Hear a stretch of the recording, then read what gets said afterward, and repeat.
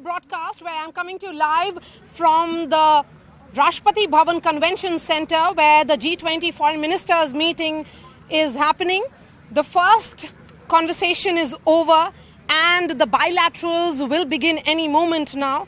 There are a number of bilaterals that have been lined up between India's Foreign Minister Dr. S. Jaishankar and the Secretary of State, also one with his Chinese counterpart. But first, let's listen in to what the Prime Minister said in his opening remarks. I welcome you to India for the G20 Foreign Ministers meeting. India has selected the theme of One Earth, One Family, One Future for its G20 presidency. It signals the need for unity of purpose and unity of action.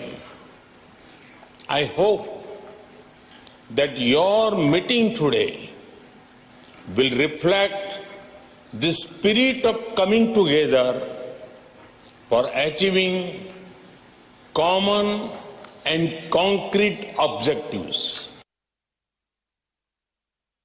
This grouping bears an exceptional responsibility. We first came together in the midst of a global crisis and are today, once again, actually confronting multiple ones. These include the impact of the COVID pandemic, concerns of fragile supply chains, the knock-on effects of ongoing conflicts, anxiety of debt crisis, and the disruption of climate events.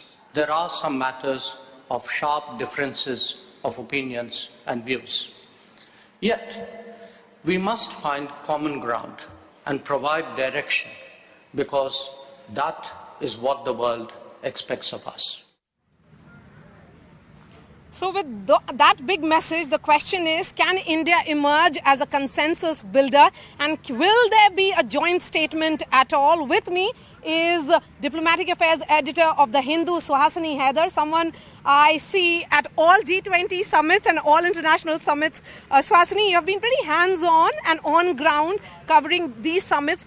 You know, all eyes will be on whether India actually manages to do that tightrope walk and finally if there are issues that they manage to put on the forefront in the backdrop of the war.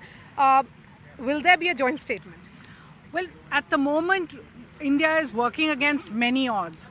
The first odd is that at the Bangalore Finance Ministers meeting just a week ago, we saw there was no consensus. They were only able to bring out what is called an outcome document with a chairman's summary of the differences. Very clear that the Russia-China combine is coming out, making it very clear they're not even okay with the old language in the Bali G20 document. The Europeans and the Americans, the G7-led countries, making it equally clear that they will not take anything less. So you've already got that as a backdrop. In all of this, what we understand is negotiators have been meeting both on Tuesday night, then on Wednesday night, working till 4 a.m., trying to see if there's any common ground. We understand a lot of the paragraphs are already ready, but eventually the operative paragraph will be about Ukraine. I think there are some other differences on Indo-Pacific matters, on like India's push for the UN Security Council reform, but those are minor issues. It's eventually about Ukraine and what language Russia will sign on to and how much the Western countries will be okay with that. But Leslie, we have seen that India has managed to convince the West and also the coordinations about why India has taken a very nuanced position on the Russia-Ukraine war. And of course, you know, Russia and India go a long way as far as the long-standing ties are concerned. Looking at the bilateral, Suhasini, how significant is it that India has managed to ensure that the Chinese foreign minister agrees for a bilateral of this nature? Well, I think this is his first visit. Qin Gang has not been to India before as foreign minister. We're in the midst of the standoff at the line of actual control. We don't really have political relations otherwise. So it is important that while Qin Gang is here, that India gets its point across. I think that will be a very important bilateral. I'm not so sure that that bilateral will have enough for the G20, in fact, because India and China have so many bilateral issues to discuss, whether it's on the border, whether it's on trade. However, the Chinese delegation is key to trying to find consensus because it was a surprise to most people when China joined Russia in blocking the consensus at the finance ministers' meeting. At the end, obviously, it is at the political level. When these leaders get into a room and agree to a certain document, that's when it will happen. It may not even happen today. The fact is that the foreign ministers' meeting is the last senior level meeting of this kind before the summit itself. And while it's not necessary for the foreign ministers to bring out a communique, it's happened in the past, but it's not mandatory for the G20 process. The G20 summit always sees a communique. And it would be extremely difficult for India as a host if it was not able to bring that consensus by September. So we can wait for consensus to emerge before the leaders meet in September. Well, certainly, but if you don't get the consensus today, this is your last chance in a sense because you've got all the foreign ministers in one place. Eventually, India is going to have to do the diplomatic heavy lifting. You said that India was successful. It has been successful in convincing their bilateral partners that their stand on Russia is not connected to their problem with the war. They have been able to convince at the UN, for example, more than 20 times India has abstained from any vote that criticizes Russia. India has not criticized Russia yet.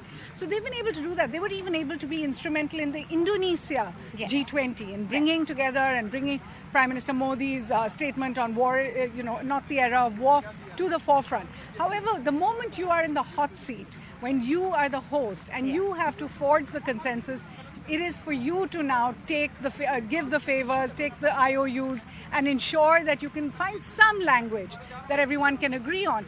If you succeed, you're seen as a success. Thank you so much, Suhasini Haidar, there giving us a full picture of what to expect. But yes, in another 15 minutes, we can expect those visuals to come in. Abhishek